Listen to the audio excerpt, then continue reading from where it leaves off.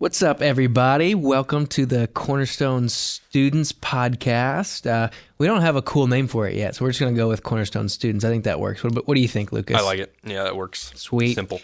Well, if you don't know me, my name's Morgan. I'm the student director here, and I am with Lucas, one of our residents. He's our student ministry resident. Hey. And we're starting, so we've had a podcast before, and it was mostly just sermons, and now we are kind of shifting the focus of our podcast, and this is going to be one that is mainly targeted for our high school students here at Cornerstone in Marion, but this content, it'll be for all ages, high school and above, so if you're a part of Cornerstone's family and you are a parent or a member, you're absolutely welcome here on this podcast. And maybe you just happen to stumble upon it and you've never heard of Cornerstone Church or Marion or maybe even Illinois for whatever that is. Yeah, you are absolutely welcome here, and we're happy to have you. So the goal of this podcast is going to be, we're going to talk about like different topics, different tough questions, or just questions that we have that we find interesting, and just have a little discussion about it. So today, our discussion topic is going to be on the topic of Halloween. Halloween. Yeah, and we're going to just be discussing a little bit if Christians can participate in Halloween, to what degree, what does that look like, and we'll just have a little fun with it. And I just want to preface it all, like right off the bat, like this is just our, kind of like our conviction, our opinion, and we're just going about it the way that we see it. But I'd say first off, we kind of got to get into what Halloween is. Yep. So that leaves the question, what is Halloween to most people? And I'd say for that, some of it is dressing up as, whatever it may be, XYZ, collecting a lot of candy. I know for Brady this year, we've got him. Brady's my son. He's a little over 1 years old, and he's dressed up as Luigi. Nice. I'm Super Mario. His mom, Shelby, is going to be Princess Peach. And we're not really going to go trick-or-treating per se because he's one. But he gets to dress up, and we're going to stand outside our door and pass out some candy. Nice. That's what we'll do. Yeah. But for some people, it's just dressing up, getting some candy. I know when I was a kid, that's what all really Halloween was for me. Go get some candy with my parents, and it was just a lot of fun. Get as much as I could, and then steal the rest from my brothers and sisters. Yeah. For some people, it's Halloween is a fun time to get to paint some pumpkins, maybe drink some hot chocolate. We have other things that happen on Halloween. Maybe there's an older crowd who uses it to, dress in some kind of costume that maybe is not the most appropriate, or, go partying and that kind of thing. So Halloween has different things that happen. It's different for everyone, different activities, different viewpoints. So that brings us to like our main point and our questions for today.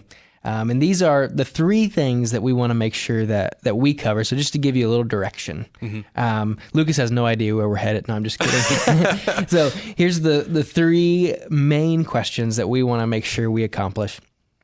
What are the origins of Halloween? Can Christians participate in Halloween? And knowing what we know, what do we do about it?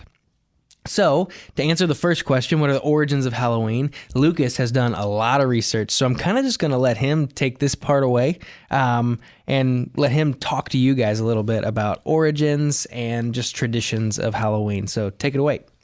Yeah, so I mean, like coming in with a conviction about a holiday, I think it's really important to know, hey, where did that come from? Like, if I'm potentially participating in some sort of evil, like, I want to know. I want to know if I am. And so we look at, where did Halloween start? Where did Halloween come from?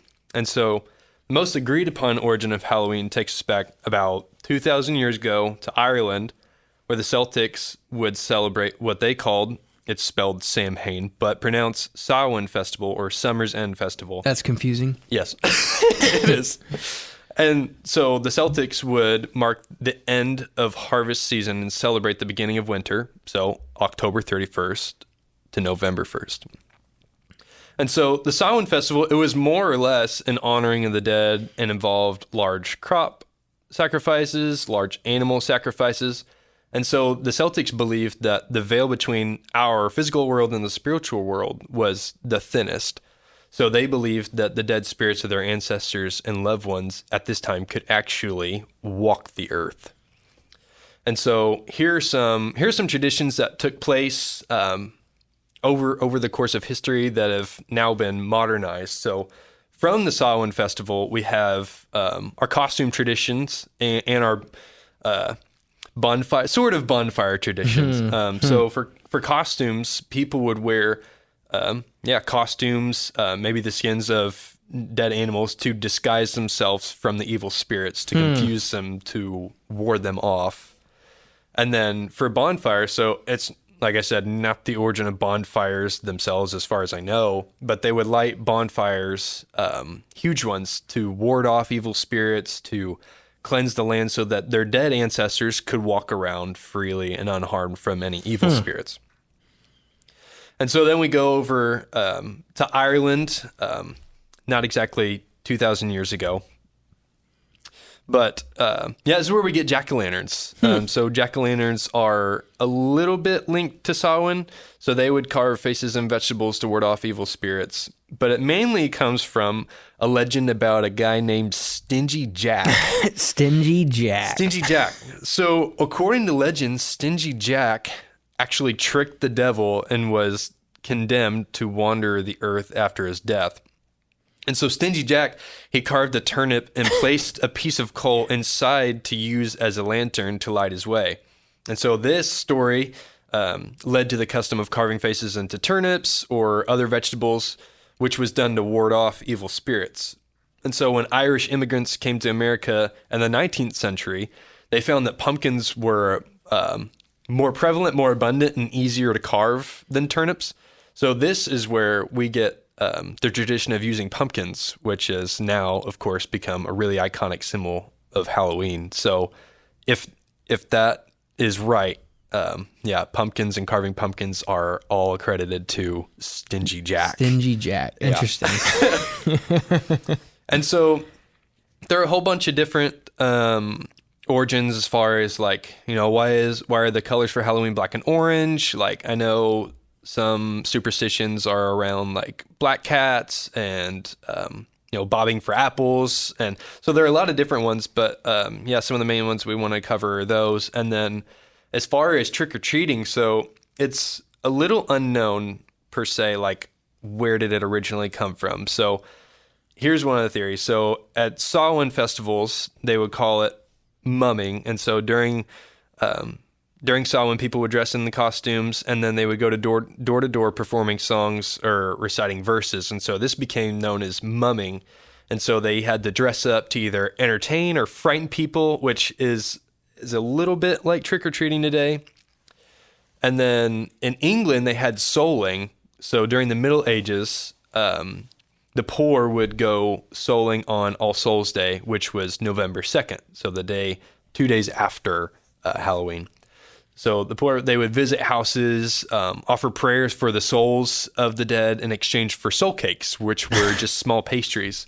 And so over time, this spread, and children began going door to door, singing songs or offering prayers for treats.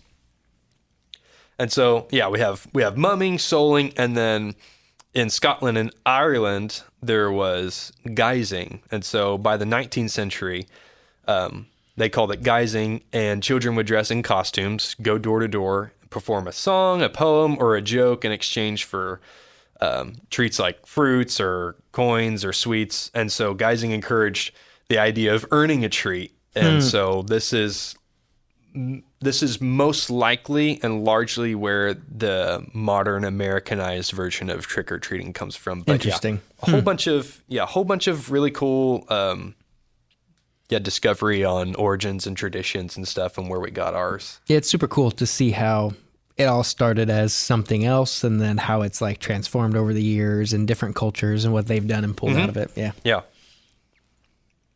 Yeah. And so, in my study, looking over the Samhain festival and that being the most agreed upon origin, something that I found really consistent with Samhain Festival is, and I think you did too, it's really similar to a Day of the Dead type celebration, honoring deceased, believing that the spiritual world and the physical world, the veil is very thin, and so that the dead can come back. So think like Dia de los Muertos in Mexico. There's the Chuseok festival. It's a Korean harvest festival that's celebrated in late September to early October, and they honor ancestors and give thanks for the harvest. And so families there will visit ancestral graves, prepare special foods like that. Yep. I think you found a couple as well. Yeah, so you have like Day of the Skulls in Bolivia. Takes place November 8th each year, and this is like a celebration that involved like decorating skulls with flowers, sunglasses, fake hair. I mean, you kind of see that stuff with Day of the Dead as well. Very similar. There's just so many different cultures, and they all have this Day of the Dead celebration. And as we studied this and thought about it, we began to wonder if maybe this festival that we are talking about was really just like the beginning of all of these cultures just embracing it, or if it was something bigger.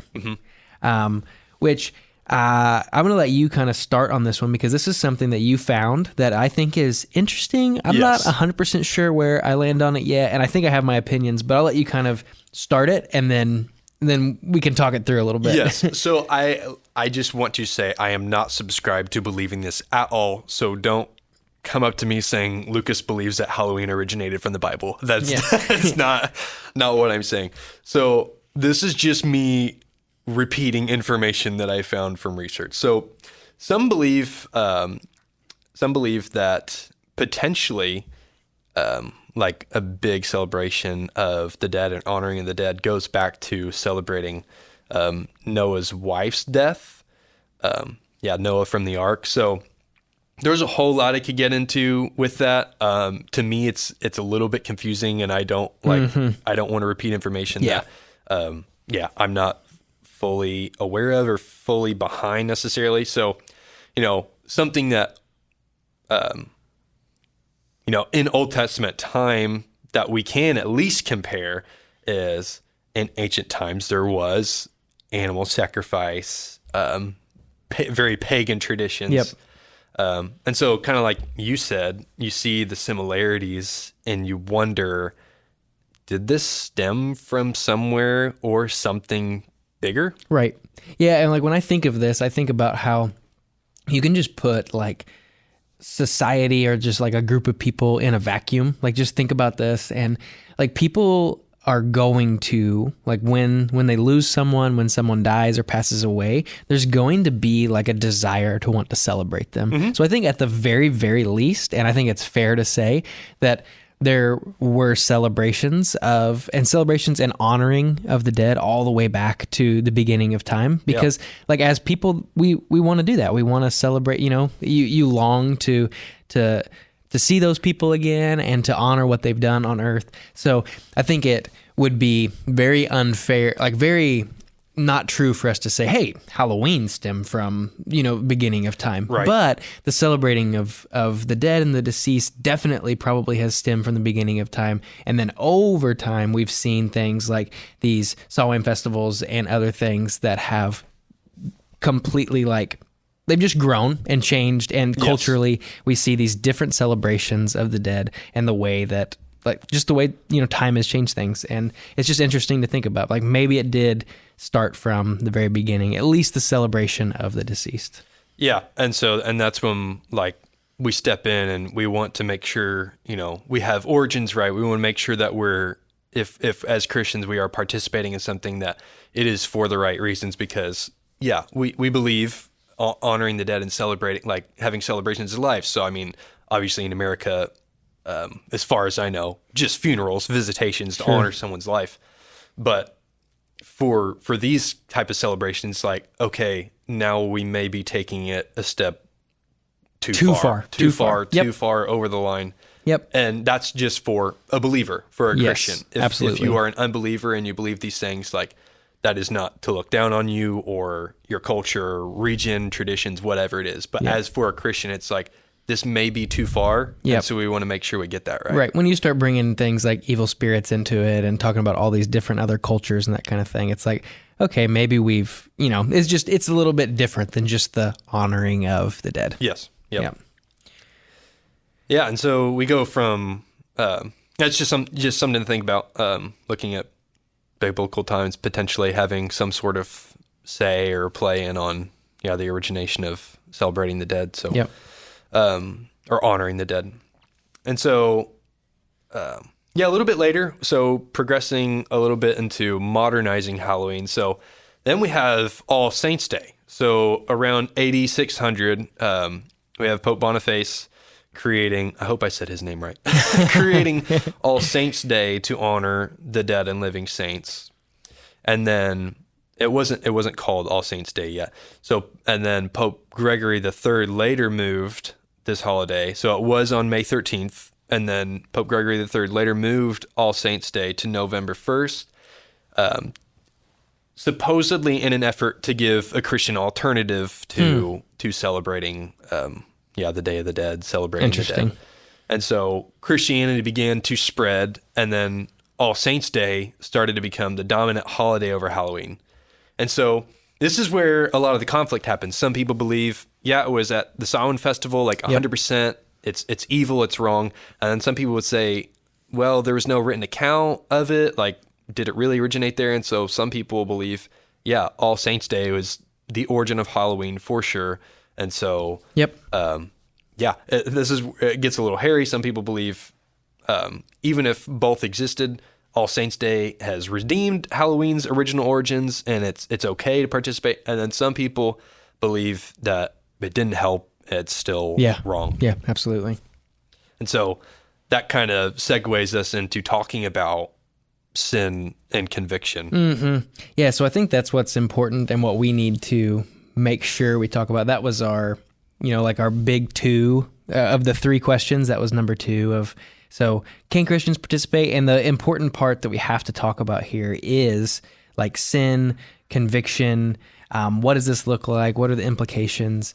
And so we have different kinds of sin that we talk about. So you've got things that are described and undescribed, but prescribed. You've got things that in the Bible that have all these different like varying ways that we can interpret. Some of it is described. It's plain as day. Yeah. Like it's in the fine print. Don't murder. Like stuff that there's no argument. Yeah. Like do not do it. We don't do this. Yes. As believers, we do not do this.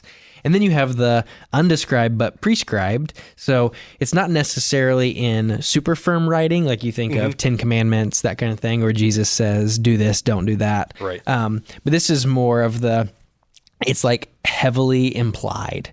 So think about cohabitation before marriage. So that's the idea of living with a boyfriend, girlfriend, or fiance before marriage. Scripture says, and we know this, keep the marriage bed pure and undefiled. Scripture says not to awaken or to stir up love before the right time. Yeah. And this idea of cohabitation, it implies that sexual intimacy outside of marriage is okay. And it gives unmarried people, married people privileges. So this is something that is described, or it's undescribed, but still prescribed. Right, like it doesn't outwardly say, hey, don't live with whoever before marriage, but it's like it kind of prescribes. Yeah, I get that. Yeah, prescribes it, but it doesn't necessarily outright say it. Yeah, okay. We know we I shouldn't. Like yeah, exactly. And then you have conviction. So it's something that is not in firm writing, and it does not necessarily even have to be implied either, right? So when you think conviction, I mean, like what pops into your head whenever you think of your personal convictions or something like that? Yeah. So conviction wise for me, so the first thing that pops up to my head, so I'm 22, I'm of legal age. I'm a teetotaler. So that means someone who completely abstains from alcohol, does not drink. Right. So the Bible, I know it says you should not get drunk. We know that. The Bible does not say you cannot drink. I also know that. And so for me, though, I could never handle it responsibly. I allow my mind to go places that shouldn't go. I would be at places that I shouldn't be at. And so for me, like, I feel a really heavy conviction to not touch it at all. Yep. And yeah, just like you said, it's not firm writing, or it doesn't have to be implied. So just because that's my conviction doesn't mean I hold everyone else to that standard. And it'd actually be sinful for me to implore that on somebody else, because that would be a standard of mine, and that's not Christianity. That would be Lucas's Christianity, and that's not right.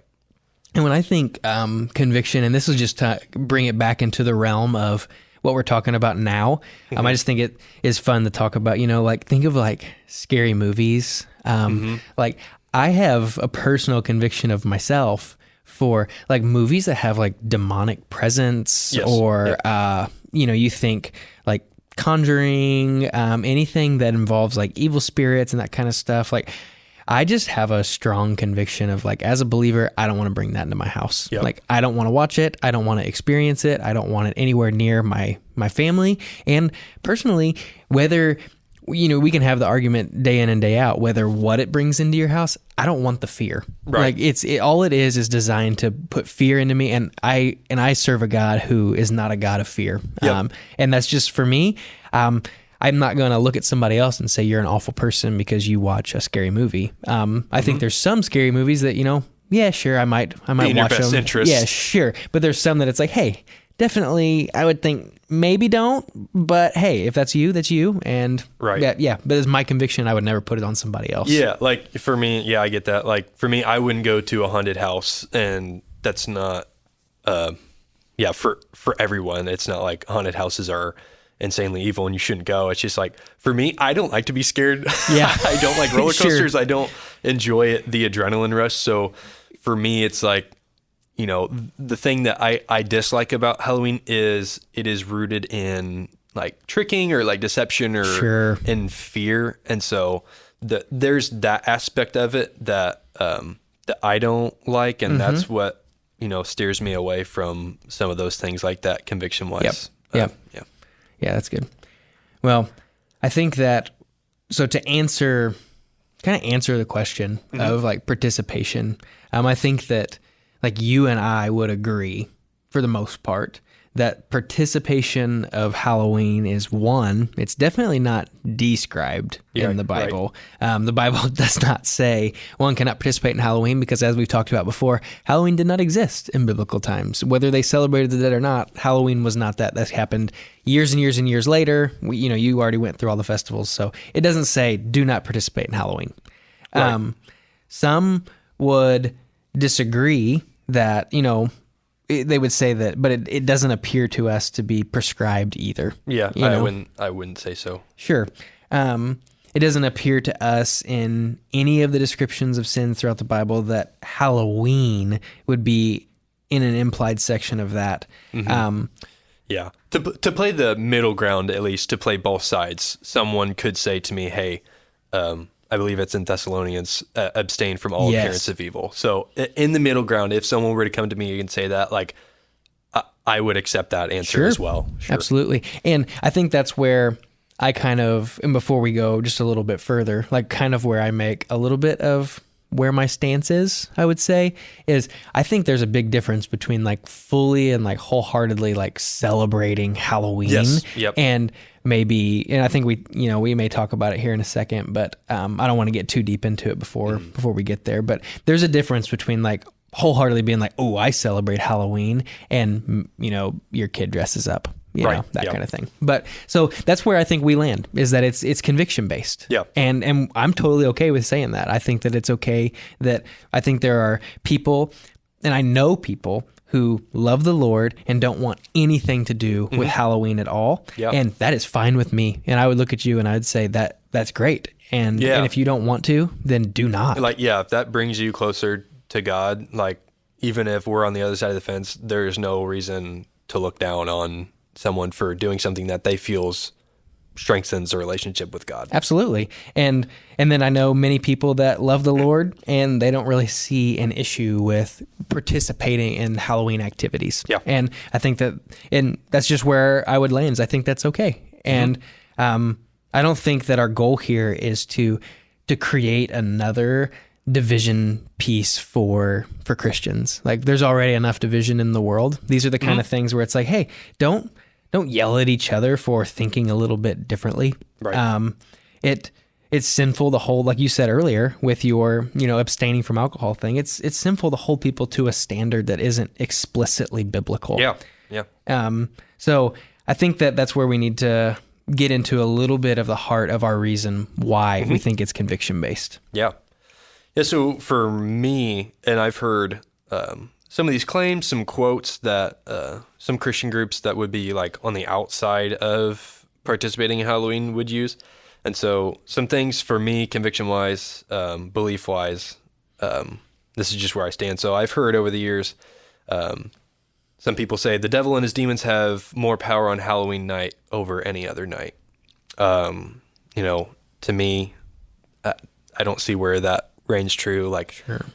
If you look at it biblically, everything belongs to the Lord, and we'll get into more of that later. But that's just, right off the bat. Like, I don't think the devil and his legion of demons have more power on October 31st Sure. than anything else. Yeah, I don't think it's fair to say that day is Yeah. any more powerful than another. And if you want to say, like, I think that it's completely fair to say, hey, participating in Halloween could for some people say, hey, that has the appearance of evil. Yes. But to say that on that day it's more power.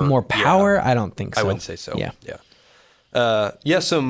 I've heard this quote from Anton LaVey. It's been used a lot. Anton LaVey is the founder of the Church of Satan, and I've heard this quote so many times over the year. It's him, and he says, "I'm glad that Christian parents let their children worship the devil at least one night out of the year." So he's talking about Halloween here. This quote actually, it's not been verified by anyone or anything. So like, if you look up this quote, you can't see that he has books. He was the founder of a church, even though it was of Satan. So he has brought messages. You can't look up this quote and verify it in any message or any book. It's more of an urban legend or just completely misattributed. Yeah. But yeah, so it's not a credible quote. I understand that. Yeah, hearing that and thinking, oh wow, this guy knows what he's talking about. Right. He's rooted in evil practices and origins. I would be a little shaken up originally too. So Right. I'm glad to have looked that up, researched that, and see, that's just, he didn't say that. That's not true. Right. Some groups point to John Ramirez. So John Ramirez was a former Satanist turned Christian pastor, for evidence that Halloween is evil. And so he has cautioned that dressing up in costumes, even something as innocent as an angel or mermaid, can, quote, open doors or, quote, give the devil legal rights to influence a person spiritually. And so he said this in an NBC interview, October 20th, 2018. He said, "I was a general to the kingdom of darkness and witchcraft. I would sit with the devil and talk to him like I'm talking to you today. It was that kind of communication. It was that kind of relationship." And so, to me, even though you could say, yeah, he's got credibility, he was in the realm of darkness, he knows what he's talking about as far as communing with the devil, and now he's a Christian pastor. So to me, like, that's also on an individual based level. Like, if you talk to the devil and desire things that the devil can offer, I'd bet you'd hear him. I bet you would have that kind of relationship. But it doesn't exactly give him credit towards an entire holiday when there's been so many differences in beliefs of origins and how this tradition is used. So, like, to me, that doesn't fully support. Sure. To me, like, on October 31st, if I wear a cowboy hat and some chaps and I'm eating a Reese's cup, like, not in a rude way, but like, if you were to tell me that I've worshiped Satan just doing that, I would get upset. Like, Yeah. because I don't believe that's wrong. So, like, to me, Satan has power, and I think you have some scripture coming up, but yeah, Satan has power, but the extent of that power only goes as far as you'll let that go. Yep, absolutely. And yeah, a couple of things that I just wanted to address with like scripture is you look at Psalm, and it's Psalm 21:4. It says, "The earth and everything in it, the world and its inhabitants belong to the Lord." Mm-hmm. So we know like Satan has nothing to offer in this. Like, he has power, but it would be silly for us to say he doesn't, but he has nothing to offer. Like, this is the Lord's. And whenever we think of when Satan tried to tempt Jesus in the wilderness. Specifically, if we look at that third temptation in Matthew 4, verses 8 through 9, it says, Again, the devil took him to a very high mountain and showed him all the kingdoms of the world and their glory. And he said to him, all these I will give you if you will fall down and worship me. And Jesus obviously didn't fall for this. He didn't fall for it for multiple reasons, but mainly because he knew that all of these things were not Satan's to give. And Satan does not have any authority over them. So, so many people believe that Halloween is Satan's day and recommend staying away from it. And again, if that's your conviction, then Absolutely. That's fine. But I think we also need to recognize that such a thing kind of even disregards that, like, Satan owns nothing and everything, all days belong to God still. Yeah. So, and there's another thing that I just want to talk about real quick. And I know I don't want us to belabor the conversation a whole lot, but just to kind of wrap up a little bit more with scripture and like the conviction thing.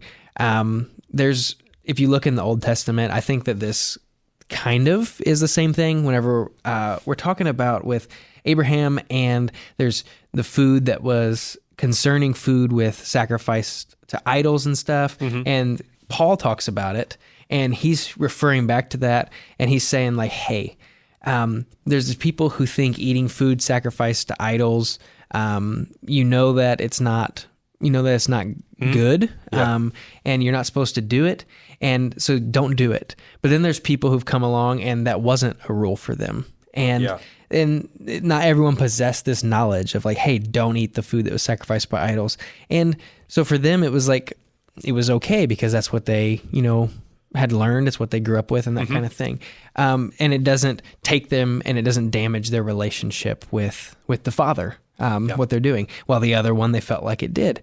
And it was just completely conviction based on, hey, one of you has been taught this, it feels damaging to your relationship with the Father, don't do it. This other group, they weren't taught this, and it doesn't feel damaging to your relationship with the Father, so that's your conviction, and it's okay. And he Paul encourages them like, hey, that's fine. And that's kind of where I feel like I stand with a lot of the Halloween stuff. Yeah, I mean, to really try and round us out here. So, essentially what we've talked about is the power of good over evil. Like, I think a lot of where my conviction stands is, man, even if it was rooted in the Samhain festival, like those traditions, those origins were seriously evil, oppressive to God and his angel, like good things, things that God will call good. He has power over that. He has overwhelming power over that. Like, there is no 50-50 pull between Jesus and Satan being more powerful. Like, Jesus has won. Like, he has died for our sins on the cross, and he humiliated Satan. And so, the Lord owns everything. And so, to me, and this is a little bit of an exhortation to people who do believe, like, if Halloween is evil, if you're on the fence of, this is all bad. What you guys are saying right now, throw that out. It's bad and evil. Yeah, sure. I would encourage you to go out there and do something. Like, if you believe this night was evil and truly wicked, I don't think we should ignore it. Roll over and say, it's your night, devil, do what you want. No, if this night is evil to you, I would say, hey, you can participate, but it doesn't have to look like what Halloween looks like. Go pray over your town, pray over the children that are trick-or-treating. Go do something. Absolutely. I think, the entire gospel is about Jesus bringing light to where there was darkness. And so God has the power to redeem anything. So we have the Holy Spirit that's indwelling in us. I believe, he can redeem a day that was potentially meant for evil and bring good to that. Absolutely. Yeah, I think that's good. There's some healthy examples. Yeah. I think some healthy examples of, so say you're on the other side and you're like, hey, I want to participate in some things with Halloween. I'd say things like, hey, a church trunk or treat, or, you paint or you carve or paint a cross in your pumpkin. Maybe hand out candy with Bible verses attached to it and share the gospel. Like, there's ways that we can confidently go forward and say, hey, this was something that maybe was meant for evil, but I'm going to use it for his good, because I serve a God who Jesus died on the cross, redeemed all of humanity's sin, and he wiped the slate clean. And I want to share that with people, and I want to do it in a way that even on a day that feels like icky to me, like I'm not gonna just, like you said, just roll over and say, do what you got to do. Like, you don't have to dress up. Yeah. You don't have to go trick-or-treating, but what you can do is you can still find a way to shed light in those moments of darkness. Yeah. Yeah. Yeah. So, you have to conclude, your why matters. If your intentions are to dress seductively, consume a lot of alcohol, or embrace any kind of evil, you should probably reconsider. If you intend to bring love and bring light to a night that is already viewed as a night of darkness, go for it. Do what you know God aligns with. Yes. Do what you know God would cheer on. Absolutely. Yeah. And also, I just want to say this as student director, like, listen to your parents. Yes. So, like, if you're a high schooler listening to this and your parents say, hey, we don't participate in Halloween, then that's what your family does. Yes. Families are something that God gives us, and we're united, and it's meant to be foundational for us. So don't bucket. Don't like say, hey, I don't want to be a part of that, or whatever. So listen to your parents. Your parents are wise. Don't go to war for us. Yes. If your parent has a concern, we can talk. Yeah. Don't say, hey, I think it's okay to participate, blah, blah, blah, blah, blah. Morgan said so. Yeah. Yeah.